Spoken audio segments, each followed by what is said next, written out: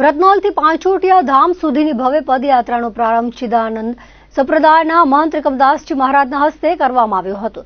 આ પદયાત્રામાં મોટી સંખ્યામાં રસિકજનો ઉત્સાહપૂર્વક જોડાયા હતા। મહંત ત્રિકમદાસજી મહારાજે ધ્વજ પૂજન અને આરતી કરીને પદયાત્રાનો શુભારંભ કરાવ્યો હતો। તેમણે ભાવિકોને સંબોધતા કહ્યું હતું કે પદયાત્રા માત્ર ધાર્મિક પ્રવાસ નથી, પરંતુ ભગવાન પ્રત્યેની ભક્તિ, શાંતિ અને એકતાનું પ્રતીક છે। તેમણે સૌને ધર્મ, સેવા અને સંસ્કારના માર્ગે ચાલવા પ્રેરણા આપી હતી।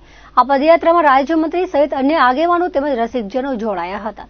રત્નાલથી શરૂ થયેલી આ પદયાત્રા દરમિયાન માર્ગમાં વિવિધ સ્થળોએ સ્થાનિક લોકો અને સેવાભાવી સંસ્થાઓ દ્વારા પાણી, નાસ્તો, ભોજન અને આરામની વ્યવસ્થા કરવામાં આવી હતી। રસ્તામાં રસિકજનો દ્વારા ભજન કીર્તન સાથે ધ્વજ પતાકાઓ ફરકાવીને ભક્તિમય માહોલ સર્જાયો હતો।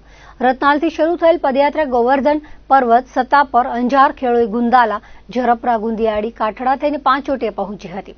પાંચોટિયા ધામ રાધાકૃષ્ણ મંદિર ખાતે વિશેષ આરતી અને પ્રસાદ વિતરણનું આયોજન કરવામાં આવ્યું હતું।